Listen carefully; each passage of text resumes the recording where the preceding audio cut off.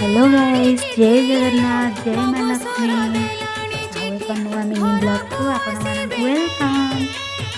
एटा होची माने मगुचुर मास गुरुवार बुधवार दिन वीडियो तो मुझे झोटी पकाउथि तो से किसी सर्ट सर्ट वीडियो आनी भारी आपण मानक देखते मो तो एते माने खास आर्टिस्ट नुह तो जल्दी आसला सेमती झोटी पकई देती आपण मैंने निहाती कमेंट रे कहे मो झोटी केमती है।